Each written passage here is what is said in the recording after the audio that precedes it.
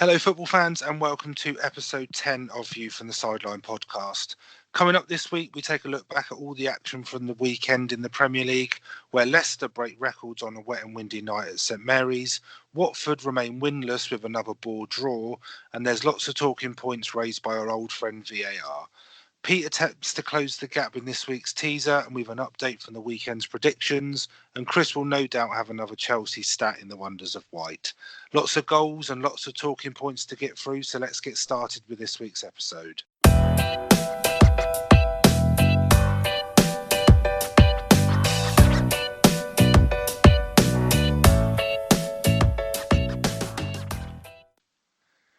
Hi everyone, and welcome to episode 10 of Views from the Sideline podcast. It's Rich here, and as always, Chris is with us. How are you doing, Chris? I'm all right, Rich.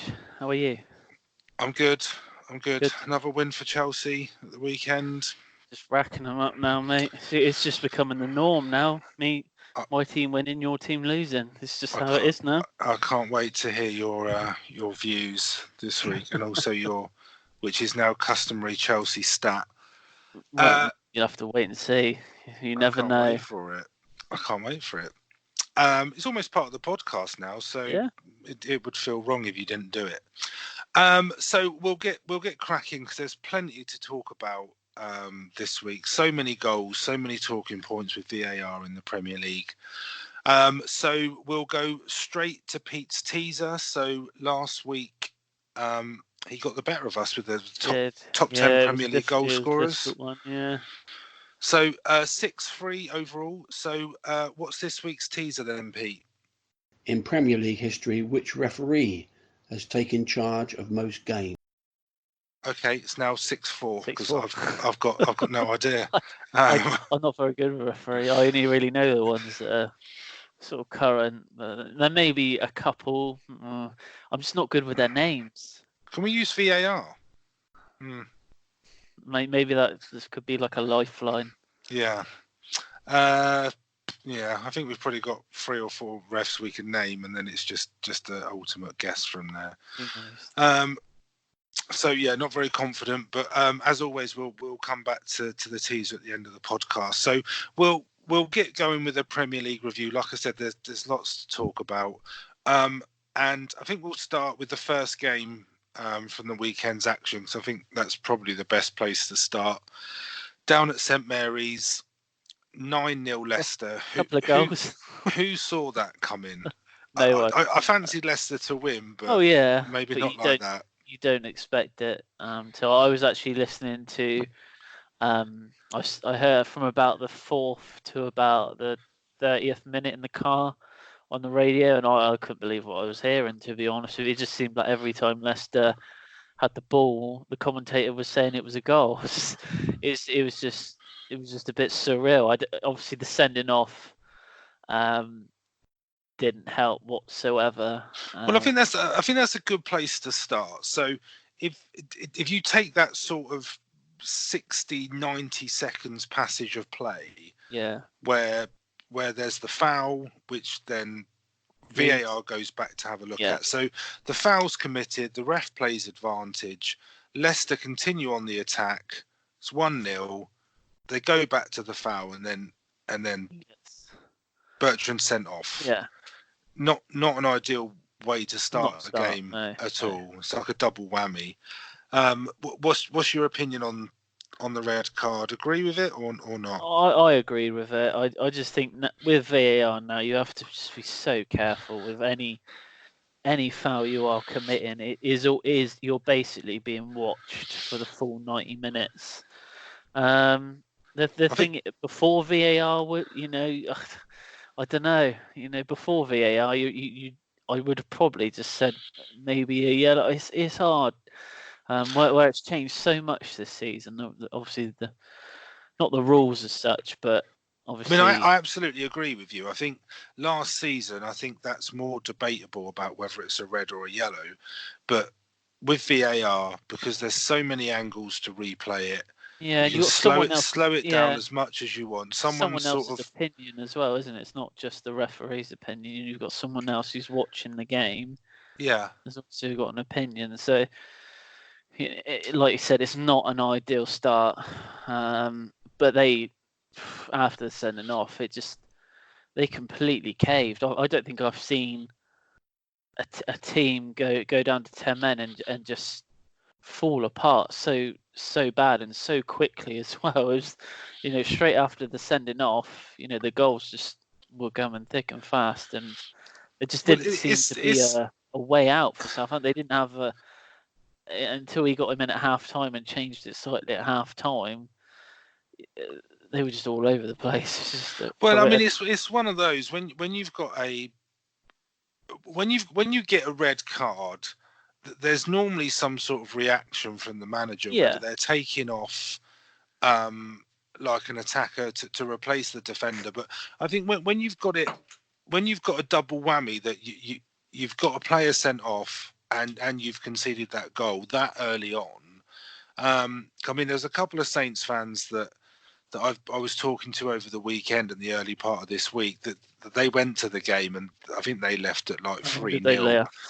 Yeah, and it's almost like one of their complaints was that there was no reaction. There was no reaction from the manager to change the way they were playing. There was no reaction from the players, and the overall game, because I think there's a lot of games that when you're 3-4, 5-0 up at half time, normally the second half will finish 0-0. It's one of those games where you kind of just come it's damage, isn't it? You're done. You're done, and it's foot off the gas versus damage limitation. But I know in this game that there's reports that Johnny Evans was talking about the record at half time, and I think that's what drove the Leicester players on to keep going. And as poor as Saints were, because it was a woeful performance, Leicester were so good. And I thought they could have and probably should have scored more. Yeah. You messaged me at one point, didn't you, saying double digits ? And I was hoping for it to go to double, but it was 7-0 for so long. I was wishing for it to go to 10. Yeah, because I remember messaging you at 7, and then I kind of looked at my phone again, and it was 9, and I was like, oh, God, blimey. Not a great night if you were a Saints fan, and probably when you went back to work on Monday morning, probably not ideal to walk in, especially if you've got a Leicester fan in the office. I don't really know any Leicester fans, but obviously I know a couple, but we know what two Southampton fans. So but brilliant. Story of two teams: Saints struggling, played awfully. They've got to improve. Man City at the weekend. Oh, they're Man City. Good luck. Yesterday, didn't they? In the cup. Yeah, to be fair to them, they were better. so yeah. I wonder what the leagues. The Premier League's a different story though. Saturday. I wonder. What football's like. Saints will probably go and end up winning. But anyway, so obviously that's a record away win in the Premier League, and a joint record overall win. They obviously matched Man United's 9-0 victory over Ipswich. I think it was Ipswich. Okay, so we'll move on. So we'll go to Carrow Road for Norwich against Man United. So I think this is where the VAR chat kicks off. And penalty talk as well, because I think Man United I hope the Chelsea Man United game goes to penalties tonight if it's a draw. Well, what I think United should do is sign Milivojevic from Palace and basically see if they can use him as like an NFL style kicker, where he literally just comes on for penalties. He's probably good enough for that United side anyway. Well, yeah, probably, yeah. So talking the penalties, so the first one, so the foul on Dan James, for me, it's a bit harsh. I think he sort of runs across the defender's path, and there's a bit of a tangle. There's the thing is with James, he's so quick, and I think it's more reactions from the defender. I think but like you said, he's kind of run across him. But do you not feel that attackers are getting a lot cleverer when it comes definitely, to when it comes to playing the box, and gaining sort of every advantage they can to actually get a penalty? That's why this one feels a little bit soft for me. That James is sort of almost running an angle where he's going slightly away from goal, and it's almost as if he just changes his direction because he knows. Absolutely, any Very sort clever. of contact So, absolutely, it's clever. But any sort of contact, he's probably going to get a penalty. I thought it was soft, to be fair, but like you said, I'd agree. Now with VAR, I think any sort of contact's gonna.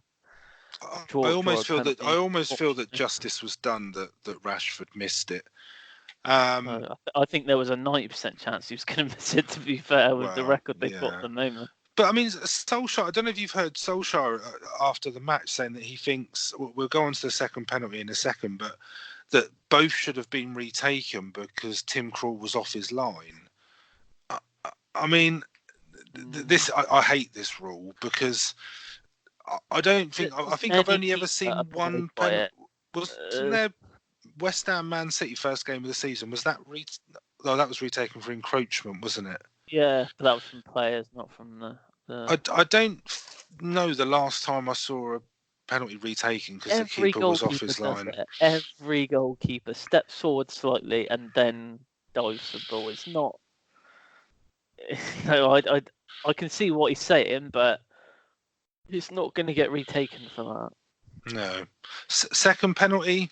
I mean, I think we should probably just, in the middle of that, Rashford's goal, his touch and finish, so good.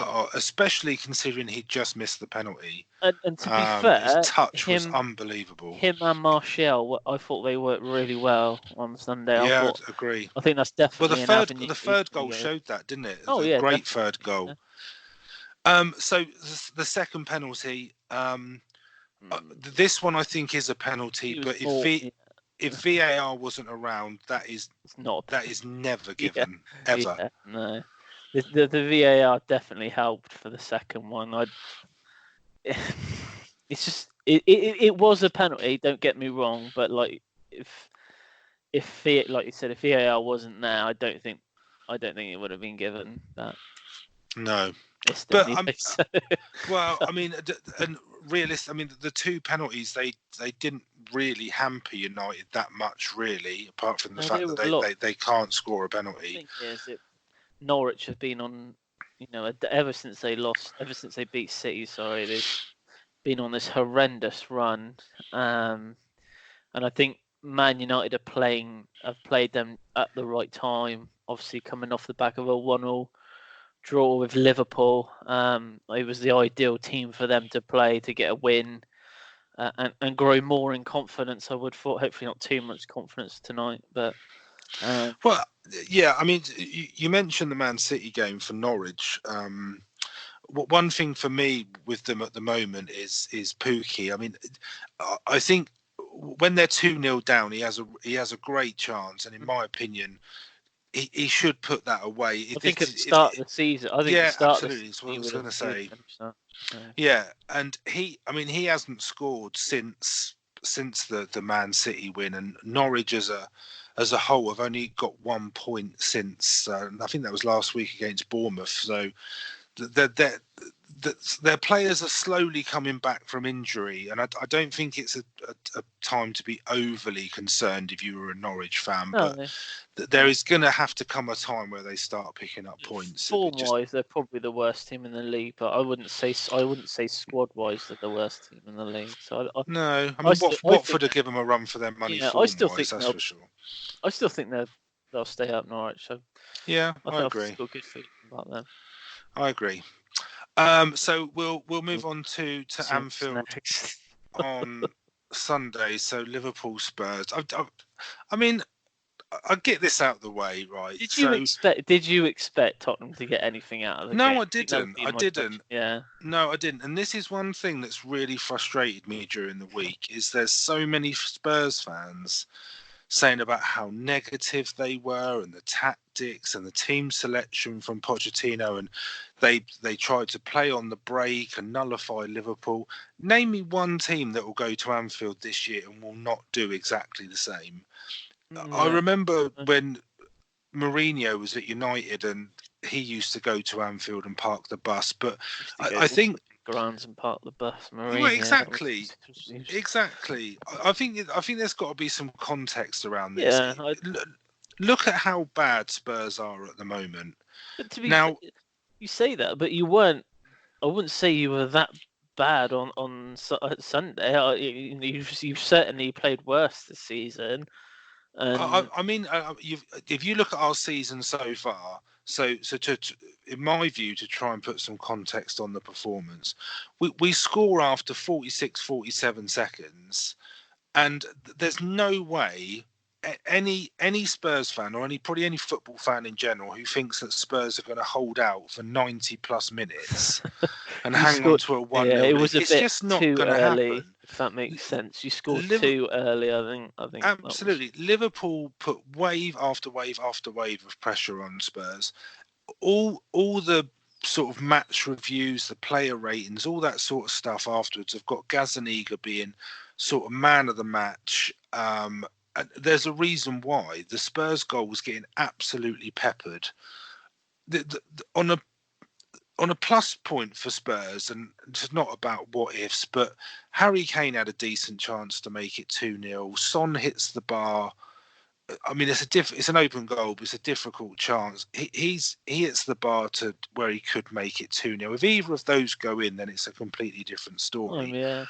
But as soon as Liverpool score, I knew it. I knew they'd go on to win, and I think a lot of people did. But the thing, from a Spurs point of view, it is building on the Red Star performance. There was a bit of determination in the side. I mean, the way Sissoko sort of burst through the middle for the Spurs goal so early on, it's almost like that sort of play that is what Spurs need. And if it wasn't for sort of Serge Aurier being a bit clumsy, you never know. We may have come away with a point, but I don't think it's as much doom and gloom as a lot of Spurs fans are saying. And I think, look at the season. We've gone away to Liverpool, we've gone away to City, we've gone away to Arsenal, and I know we're in, I think, 11th or 12th, so bottom half of the table, but I think you've just got to give it a chance. I don't think anyone expected them to win at Liverpool. No, I don't think so. But speaking of Liverpool, they are 2-1 down now in the EFL Cup tonight. They really? Arsenal just scored a second. Yeah, Matt Martinelli scored again for Arsenal. So, yeah. Well, I wouldn't imagine that's high on Liverpool's agenda. Give you a little segue there to the. Just if you've got any points on this game, but just to finish it, we're talking about. In the Norwich game about strikers being or attackers being clever in getting penalties. That's exactly what Mane does. Oh, so yeah. He gets himself between the ball and Aurier, and Aurier doesn't know he's there. He swings his leg at it to try and clear it and takes it out. Penalty. I mean, it's not rocket science, but they are getting a lot cleverer. Yeah, they've been doing their research. These speedy attackers, I think, and they've seen that there's a gap in the market for more penalties. So, yeah, right. Okay, so Spurs ran over. So on to an even bigger run. Arsenal Palace. What a game! This didn't have any talking points in it. What a game! Honestly, where do you want to start? I think we should start with the obvious. How about your club captain walking off to a chorus of boos, cupping your ear, and then. Where are you on this though? How do you feel about booing your own players? No matter how bad I don't think you should boo a player, especially a captain. I don't. But then again, I don't think the reaction from him has helped. It was slight booing, and then the boos got more and more as he was walking further and further off the pitch because of the things he was doing, and I think Well, I've read today that he's refusing to apologise, which I'm not sure is a good they've offered him move. counselling, haven't they? Yeah, and I know that's. I've also read some of the players went round to console him, but it's almost like the booing starts because he's taking so long to get off the pitch. Yeah, I don't understand. But it's not as if it's the last 10 minutes, is it? Yeah, it should have been a bit more urgency from him, I think, of getting off. But I just... Isn't he substituted with like 20, 25 minutes to go, though? It's not late in the game. I all starts, he wasn't very happy about coming off. I think that was the initial bit. I don't think he expected to come off. And then... But there's a stat that he gets subbed a hugely high percentage of games. He gets sent off quite a bit as well. That's the problem. He gets booked a lot as well. But anyway, onto the game itself. It was a cracking game. It's not the first time this season Arsenal have dropped points from being 2 goals up as well. Well, I mean, let's take the game from 2-0 up. So Arsenal scored 2 goals from set pieces, both centre backs scoring. Game seems relatively normal, and then Zaha gets fouled. Referee goes straight for his notebook without hesitation. Bearing in mind how VAR's been operating so far, where literally nothing has been overturned, then all of a sudden, over this weekend, everything seems to be overturned. Now, so my view, it is a penalty. Yeah. Zaha probably does make a slight meal of it, but I think that's what players do these days. But why is the referee not going to the TV monitor to check his decision? Yeah. It's been overruled. He's immediately gone for a yellow card. No penalty. It's a dive. It's been overturned. Why is he not looking? The right decision has come in the end, but there's... we're suddenly overturning things. There's a thing about those monitors. Has anyone actually used the monitors yet? I don't think so. No. I think they may have been used once, but I don't. Then there's certainly. I mean, they should have been used quite a lot. He makes a meal of going down. There's no doubt about that. But in my eye, it was a penalty. There's no... I don't think there was any doubt in that. But no, I agree. But I mean, that changes the course and the momentum of the game. So Palace get the equaliser, and then Socrates thinks he scored what is the winner. Now, this is the thing about... I mean, he does the full aeroplane, the knee slide. I mean, he's proper sort of school disco, isn't he? Sliding on his knees. He is committed 100% to that celebration. But I don't mind Arsenal, whether I should hate them as a Spurs fan or not. But I've got to say, how on earth that is disallowed, I've got no idea. Absolutely no idea. Slightly 3 points there. Yeah. How is that clear and obvious, Chris? Try and explain it. Well, it's unexplainable. I didn't see it until I watched. I heard about it, and then when I seen it on TV, I was just, it took me a while to figure out what was actually what was it, kind of clear and obvious in speech marks, because it's not. I don't know, mate. Honestly, but I mean, Cahill's sort of on Callum Chambers is sort of leaning into the back of it, and there's a bit of a tussle. And he sort of almost trips over his ankle, but apparently it was given for a push. But I mean, it's just beyond me.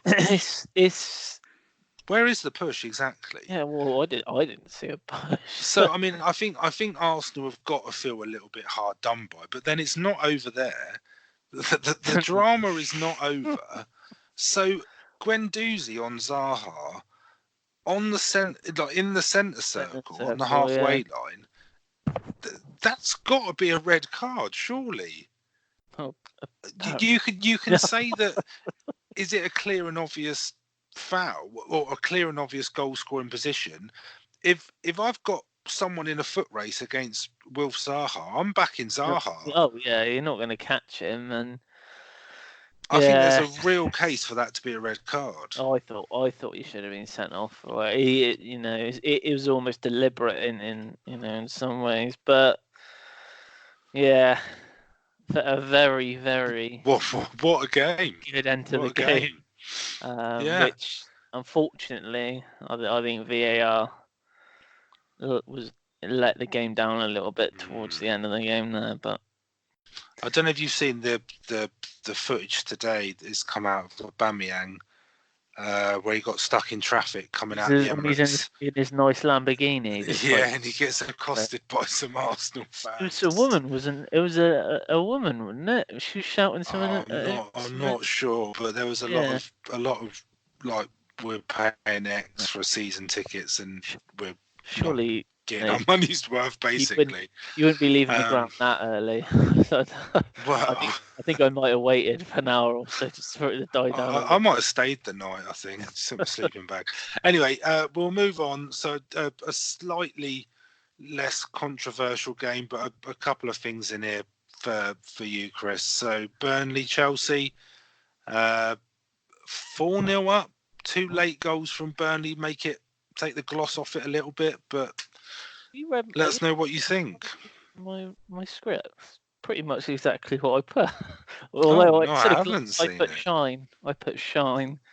Shine's a better word. I'd say Pulisic's best performance in the Chelsea shirt so far. It was almost like his arrival to the Premier League. Was there. He was given the time, and I think in the last couple of weeks he has played quite well when he's come on. So I think he deserved to start the game. But yeah, 3 good goals, a couple of deflections, but I don't think you can take too much away from him. But like you said, a little bit of the shine was taken off the performance. I think when they kind of just. They were 4-0 up and then they kind of just sat back a bit too much and then conceded 2 late goals. But, I was, any win is good at the moment, in the position that they're in at the moment. I think, it was a good win. Another 4 goals away from home as well. So I think you made Burnley look pretty ordered, which I think is difficult to do Turf Moor. Realised Pulisic's first professional hat-trick, but obviously it was also when he got his second. That's the first time he'd ever scored more than a professional game,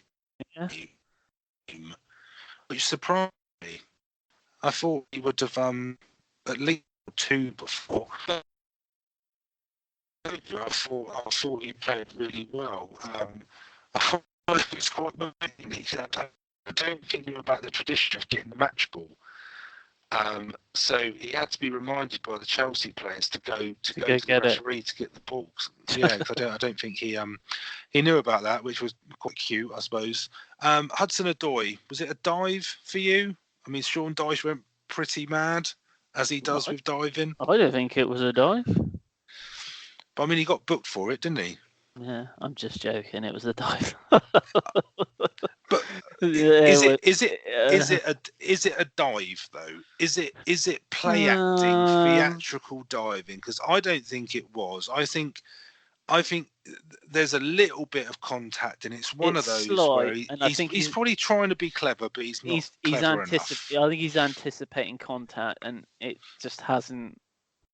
There's slight contact, but not enough. But I think he's already committed to going down, and it's just a bit too late, I think, after that. But when I thought it was a penalty, actually, when he first, obviously it happened, I thought it was a penalty. But obviously when they slowed it down, it was a lot clearer. But a good win nonetheless, 7 in a row. Yeah. Well, yeah, that's in all competitions. Start of the season, we had 2 good away wins in the Champions League. playing Man United tonight. Arsenal have gone 3-1 up. And Really? yeah, that Martinelli scored again. But yeah, I as a Chelsea fan, very happy at the moment. Yeah, you got to be happy. They're proving everybody wrong. So carrying on the penalty theme, if we go to the Amex, the Brighton Everton. More goals. So we were treated to a lot of goals this week. We were, and could have been more. So two sort of differing penalty decisions here. So Richarlison, I mean, he's sort of getting dragged down in the box, but nothing's given. My view, I think that is a pen. And then you've got the Brighton one where Michael Keane on Connolly. I mean, this is the big debate one, I think. I thought the Richarlison one was probably more of a penalty.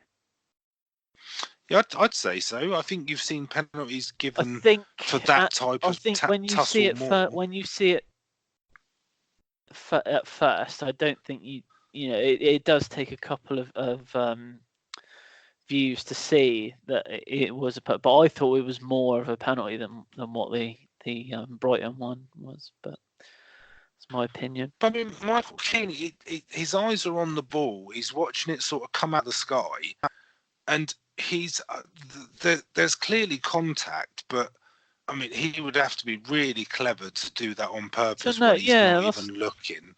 He's not. So, I mean, for me, that one is all about intent. So there's contact. There's no denying there's contact, but he's watching the ball. Football's a contact sport. Yeah. Absolutely. So it's intent. Did he mean to do it? I don't think he did. I almost think that. But I'm with you. I think the Richarlison one was probably more of a penalty. But from I'll be pretty happy. You're 2-1 down. Then you get that, let's call it a soft penalty, and then you game with an own goal. I mean, I don't think you can blame Luca Digne because he's got to do something. The ball's sort of played into that channel, isn't it? Where you've got to try and do something. You can't leave it because the chances of someone going behind are pretty high. So you've got to stick your leg out, and he's just unfortunate that he plants it in the back of his own net in the last minute, and they go on and lose. 3-2. Yeah, it doesn't help Silva though, does it? No, and this is. I mean, it's a big game Sunday now, isn't it? Everton Spurs, sort of two under pressure managers. Just quickly on to finish off on this one, Pickford. Where are you with him? I mean, I thought he was probably at fault for the first two goals. Well, yeah, more the first one, but I don't know what it is about Pickford. He's a good goal. Best keeper. I'm not sure. Not sure. Is he still living off the World Cup? He's a good goalkeeper, but I don't know. I just don't think he's any better than.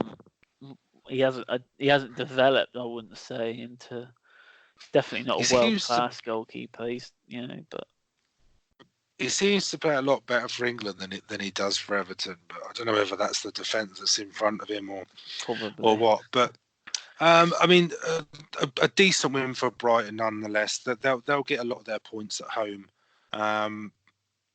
which I think. I mean, I tipped them to go down. I mean, I've sort of changed my mind a little bit. I think their home form will keep them up, but Everton need to turn it around pretty sharpish. So off to the Etihad, Man City, Villa. So 0-0 at half time. Then, I mean, if you're going to score a goal in the second half, 21 seconds in is not bad. It's probably as good a time as any. And I mean, it's completely changes your team talk, doesn't it, for both sides? Yeah. But what with Raheem Sterling? Do you think at the moment he has a case for people to say he is currently the best player in the world? I've read a few things I think Twitter probably this on week. current form. I mean, Ronaldo's not setting the world alight, is he? Really? No. And I mean, who else are you looking at? I mean, Mbappe, Messi. Well, I think Mbappe and Messi, but He's I just probably up there. I've seen a few tweets over the weekend saying that he on form, like you said, he is currently probably the best player in the world, and I didn't think about it until I saw it, but I probably agreed, to be honest with you. I think everything he touches at the moment is a goal, or he turns something into a goal. I think on form, there's definitely a case. I mean, I think he would have to continue his sort of current trajectory for another sort of 4, 5, 6 years before he's put in the same bracket as like Messi and Ronaldo. Oh yeah, definitely. But I think he's on form. I mean, yeah, of course. I don't see why not. Fernandinho. Well, it's another sort of centre half, isn't it? Goes into my already on a yellow card, makes a tackle. It was clumsy, wasn't it? But it leaves them short at the back because they ain't got a lot of centre backs. But he's only he was banned for that. That's his ban for last night. Yeah. So I mean, to be honest, if you're going to get banned for a game, make it the fourth round of the Carabao Cup at home to Saints. That's the game you want to be banned for. But yeah, it's a clumsy tackle. Yeah, but even they were dominant second half City, and I think Pep gave them probably a bit of a kick up the arse half time. Yeah, for the first goal, I think Tyrone Mings needs to do better. I don't think Jesus should be beating him in the air for that flick on, really. And then the second goal, I mean, there's a whole debate about whether David Silva touched it or not. I mean, he's claiming it, which seems silly, really, because if he's claiming it, then it's offside. So, I mean, he's better off not claiming it. But the thing with me for City is they score one, then 10 minutes they score another, and then 10 minutes after that they score another, and they just sort of keep sort of squeezing the life out of you, really.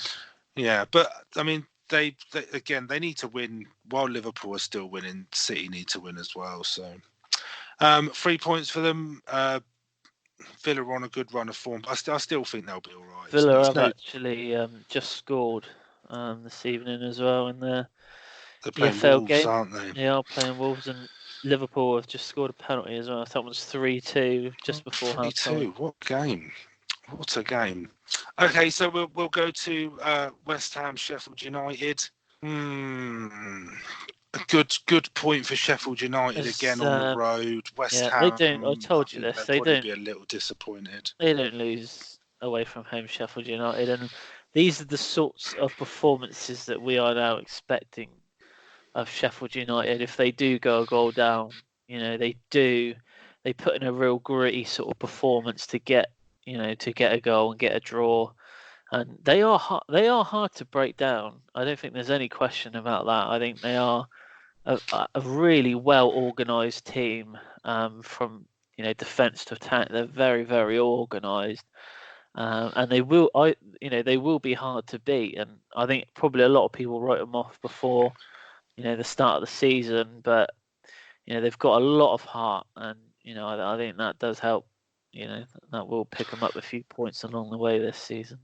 They were the promoted team that I thought would have struggled the most, to be honest. And I agree with you. I mean, the equaliser was a little bit scrappy. I mean, it's almost a bit of a scuffed shot that sort of creeps in the corner. But I don't really think West Ham offered that much. They'll be disappointed, I think. Especially being a goal out. Well, funny. One of the interesting things that I read after the game was that West Ham have taken the lead in three of the last 4 Premier League games, and they haven't won any of them. So they've ended up drawing 2 and losing 1 of those 3 games in which they've taken the lead. And if you think where they were when they beat United, I haven't just taken one of your stats, have I? No, you're right. Damn it, I will one day. One day I will.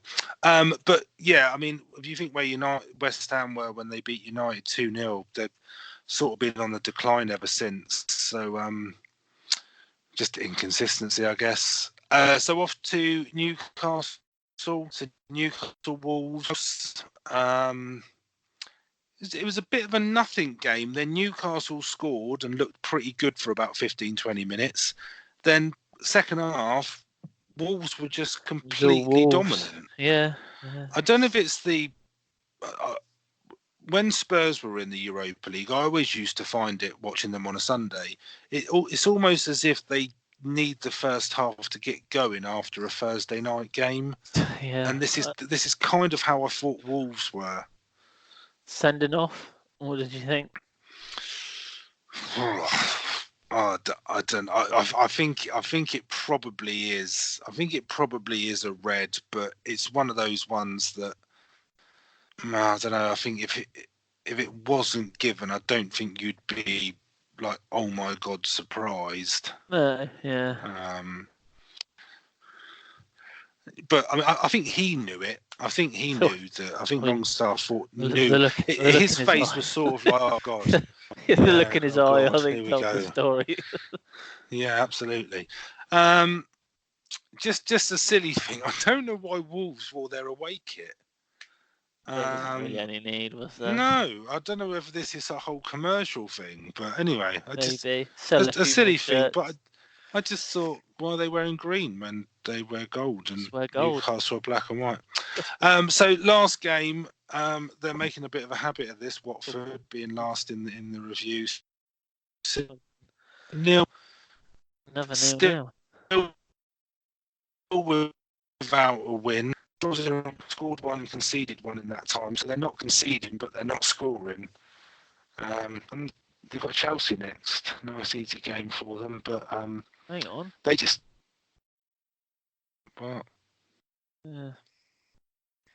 Yeah, I just. They just look slow. They just look like there's no desire. I don't know what's up with Watford. They need to snap out of this soon, otherwise they're going to find themselves in big trouble. And it's almost as if they're lucky that the teams around them, like your Saints, your Newcastle, teams like that, that they're dropping points. They're dropping points as well because they could be a lot further adrift than they are at the moment. So just want to ask you a quick question, Chris, just very quickly. If you were able to redo your predictions now from the start of the season, where you had your top 4 and your bottom 3, would you change it? Yes. Without a doubt, I would change it. I'd certainly change my top 4. I'd take Spurs 4. And United out. I'd change to the top 4, and I would probably change. Yeah, actually, I would probably just change both.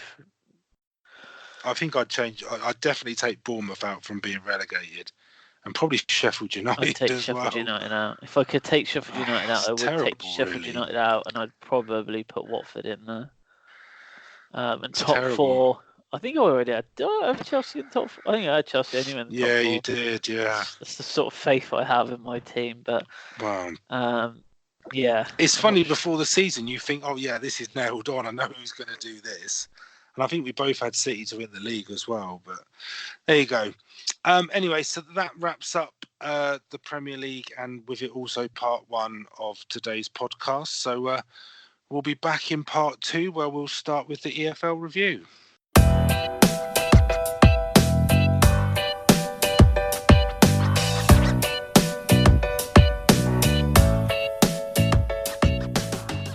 Hello and welcome back to part 2 of this week's View from the Sideline podcast.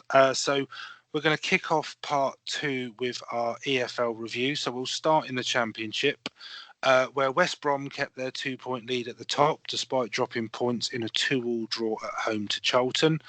West Brom were leading that game until the 93rd minute when Charlton equalised from the penalty spot.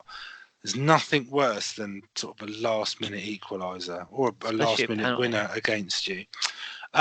Preston, they seem to be the surprise team so far this season. They move into second, above Leeds now after a 3-2 home win at Blackburn. Leeds, they dropped to third after a goalless draw away at Sheffield Wednesday. And I don't know if you know this, Chris, but that was the first 0-0 draw between Leeds and Sheffield Wednesday since 1969. I did not know that. That's worthy of going in your stats section. That is Maybe. a long time since they had a 0-0 draw. Swansea, they move up to 4th after a 1 win in the South Wales derby against Cardiff. Sheffield Wednesday and Bristol City complete the playoff places. Both earn a point in draw. Sheffield and Bristol City. Wigan are bottom despite getting a point. They're now level on Stoke, who lost for the second time this week, going down 2-0 away at Millwall. So Stoke did have a bit of a mini revival, getting 2 wins on the spin, but they've now lost their last 2. The final relegation place is filled by Millwall, who got a point in a 0-0 draw at home to Fulham. So 3 draws and 2 defeats in their last 5 for Middlesbrough, which is a real surprise. I think that they're probably tipped for promotion. Decent side, Middlesbrough, but just not having a great season. We're going to League One. Ipswich, they got back to winning ways and remain top, but just on goal difference after a 3-1 win away at Southend, which was Sol Campbell's first game in charge. Wycombe, they join them. They're level on 30 points after a 1-0 away win at Rotherham, but they have played a game more. Peterborough, they've dropped to 3rd after being held at home to a 2-2 draw against Coventry. Fleetwood and Oxford, they both won at the weekend against MK Dons and Rochdale respectively, and now sit in 4th and 5th place. Coventry, they're in the final playoff place in 6th after their point away at Peterborough. At the bottom, Bolton's game against Lincoln was postponed due to a waterlogged pitch, so they remain on -5 points. But I know you mentioned it last week, Chris, but they did get their first win against Bristol Rovers last season. It's the first win of the season. Southend, they remain on 5 points after defeat at home to Ipswich, so Sol Campbell's definitely got his work cut out there at Southend. They've now conceded 43 goals in their 15 matches. That's nearly 3 a game. So, well, I can see why they brought an ex-defender in as manager. Wimbledon, they currently sit in the final relegation place on 12 points and are a point from safety, but they didn't play at the weekend. I guess it's with the point deduction from Bolton. If they hadn't had that, bearing in mind that they've been playing with a lot of youngsters for the majority of this season, they would actually be ahead of Southend. If they hadn't had the points deduction, that's how bad Southend's start to the season's been. Okay, so if you want to take us to League 2, Chris. So a few postponements this week, but Crewe remain top despite them not playing. Their game was called off. The local derby between Exeter and Plymouth ended 4-0 to Exeter, who are in 2nd. Cheltenham are in 3rd. Their game was also called off, as was 4th place Forest Green. Swindon up to 5th after they thrashed Crawley 4-0 away. Bradford in 6th. Their game was also called off. And Newport are in 7th. They lost 3-1 to Colchester despite taking the lead. But only 3 points separate 1st to 7th at the moment. So it's, I know a couple of teams do have a game in hand, but it is pretty close up there at the moment. The battle for last place took place. As Stevenage and Morecambe went head-to-head. Stevenage actually ended up winning the game 1-0, which means Morecambe have now dropped to the foot of the table. So we'll move on to Yeovil in the National League. It's another win for Yeovil. They beat Chorley by 2-1 after an 86-minute winner from Rhys Murphy, meaning that they took all the points. Yeovil are now in 2nd and just a point behind leaders Bromley. So all positive. And they won their FA Cup match last night. FA Cup last night. Yep, they won 3-0 last night. So they'll be playing Hartlepool. Yeah, I was going to say they're going to play Hartlepool. Just on the FA Cup, so it's probably worth just giving Altrincham a mention. Our team in our FA Cup feature at the moment. So they play Kings Lynn this coming weekend. They're currently 5th in the table. The Altringham's match against Telford at the weekend was postponed due to a waterlogged pitch. Now, I know we sort of said in their intro last week that they haven't played a league game sort of since the middle of September, I think. So, another league game called off. Waiting. But Still waiting. Yeah, Then. absolutely. But huge news. So their first round game against York has been selected to be shown on BBC. There you go, look. So we will be following the match live through the BBC. We'll be able to do a bit after the game as well. So so the match has been moved to Sunday the 10th. I think it's a 12:30 or 1:45 kickoff. So like a early afternoon kickoff. Yeah. So sit down, cup of tea, Sunday roast, be lovely. Yeah, be lovely to watch them. Because obviously it's difficult for us to travel that far. So it's great that they'll be on telly. We've had 3 or 4 northern teams now, haven't we? So it's been hard to get. Yeah, it'd be difficult to get there, but so we had to watch this one on telly, so that's good news. So I'll be able to do some stuff on the podcast in the build up to that game, and then obviously afterwards as well. So that's the EFL and Yeovil Watch done. So we'll just give you a quick update on predictions. I don't like predictions anymore, I've decided. So the best of your form is you are the Watford of predictions at the moment. I think that's being kind to Watford, to be honest. So Nathan won last week, so he got 14 points of three correct outcomes and the golden goal. I suppose if you're going to get golden goal, pick the one that's 47 seconds. Just to interrupt, Manchester United have actually managed to score a penalty tonight of all times to score. Have they really? Yeah, they have. Who scored it? Rashford. There's some sort of karma at work. Yeah. I don't care. Spurs are out. I'm not bothered who wins. So coming up this week in the predictions, so we've got set piece shirts. So for those of you that listen and follow the podcast, you may know that we recently ran a competition in conjunction with them, giving away the retro Liverpool shirt. So so set piece shirts are taking up the predictions challenge this week. So we'll see how they get on. We've got Man City Saints in there. So you've gone 3-0. I've gone 5-0, and then set piece have gone 3-1. I guess so. We must have done that before the Leicester game. I don't know. I can't remember when we did it. But so we'll keep the we'll get the predictions, the scores, the matches are online. So once they've been completed at the weekend, we'll put the results on. And as always, from a predictions perspective, you can get all the previous rounds, all the details, current leaderboard, all that sort of stuff on the website. Okay, so come on, Chris. Wonders of White. It's your time to shine. Well, you have actually taken one of them already, but it was an obvious one for Leicester. So it was Leicester have recorded the biggest ever victory by an away side in the English top flight match in 131-year history of the Football League. That was a given, Chris. That's a poor stat. Come on. Hang on.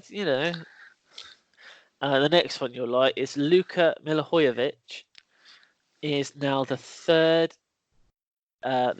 best Premier League penalty taker of all time by conversion rate. So he has scored 21 in 23 penalties. So who's above him? Letizia is top. He is 25 of 26. Did he only ever miss one? Crikey. Yeah, and the other one is Thierry Henry, who had 23 and 25. And one of those ones was probably the Robert Pires one, which was just ridiculous. That must go down as a missed pen. Yep, so Pulisic is only the second ever player from America to score a Premier League hat-trick. Can you name the other one? I can. It was Clint Dempsey. Obviously. It was Clint Dempsey, yeah. For Fulham. Jordan Henderson has scored his first Premier League goal at Anfield since he netted against West Brom on December the 15th, 2015. That's a good stat, Chris. Yeah, I wonder if he must have scored away. He yeah, must have scored away in that he time. scored against Chelsea. Oh yeah, that thunderbolt. Yeah, we won't talk about that. Yeah, it's not about. We spoke about that goal many a time. Yeah, it's not about that goal, though, really, is it? No. Good stats though, Chris. Thank you. Yeah, so thanks. The Chelsea one's good. Yeah. Okay, so we're coming towards the end of this week's episode. So this next bit, because for some reason we can't hide any longer. My mind has gone completely blank, and I can't actually think of a referee apart from Howard Webb. So I'm gonna look. I have no idea about this, so I think I can probably throw 3, maybe 4 referees at you, and I think we just have to make a decision. So we'll take Howard Webb. The obvious one is that Howard Webb, and the obvious one is probably Mike D. Because how long has he been there? He's still reffing now. He is, but I have no idea how many games he's ref. So Howard Webb, Mike Dean, Mark Clattenburg, Jeff Winter. He was a Premier League. He was a. I only know him because I remember him being on Soccer AM. Martin Atkinson is another one. Martin Atkinson, so he's still going. Is it Martin Oliver at the moment? Is his first name Martin? He hasn't been around that long. Okay, so Howard Webb, Mike Dean, Mark Clattenburg. It's got to be one of those 3. I'll let you have a guess because I can't think. Well, I'd have to. Howard Webb's the most famous one. He's the one I'd pick, but I remember him being in a World Cup. So, who was the guy who did the 2 yellow cards and didn't send him off? Graham Poll. Was it Graham Poll? Graham Poll. No, let's stick with Howard. This is just going to be just. So I've got a list of the top 5. Okay. So in number 5 is Howard Webb. I got it already. He got 297. Phil Dowd was 4th with 307. Hang on, I'm having to. It's like a slideshow. Martin Atkinson is 327. They say that'd be disappointing. Graham Poll was 2nd with 329. Don't be Clattenburg. And 1st is Mike Dean with 400. He's got 100 on any other referee at the moment. His first official game in the Premier League was in the year 2000. Year 2000? Seriously? Yeah. And this is his 17th. Well, I suppose you've clocked up. Yeah. This is his. Oh well, never mind. He's 49. I didn't realise he was that old. So 6-4. Pete's got one back, so he's got us the last 2 weeks. So yeah, good. Pete, the issue is now that he knows our weakness. He knows that our weakness is match officials. Referees, yeah. So maybe he'll go after that. Yeah. Okay, so I think that pretty much wraps it up for this week's episode. It's probably worth noting now we've got guest presenter next week because I'm not here. So Liam will be back. He's back. So again, for those of you that listen to the podcast regularly, Liam was on a couple of weeks ago. He came on and did a Villa review for us because he's a Villa fan. He's picked a great week to come on because Villa are away to Liverpool at the weekend. So. Yeah. So well, he's either really or but no, it'll give a good analysis. So Liam's going to be co-hosting with Chris next week. So yeah, so listen out for it. Be a bit of a change on the podcast. So thanks for listening. As always, if you like what you hear, subscribe or follow us on any of our social media channels. Anything from No, Nothing Chris, you really. go and watch Just second go half and of watch the the game now, I suppose. But although I think the score is still. Let me just double check. It is still 1-0. So hopefully we get back into Well, there's that. plenty of time. Only just But over half an hour. This gone. isn't an excuse or anything, but Man here we United go. they have put out a pretty strong side compared to the side that Chelsea have put out. Oh, you won't win anything with kids. Right, okay. We'll end it there. So Chris will see you next week, and Yep. I'll see you in a couple of weeks. So thanks for listening. See you next week.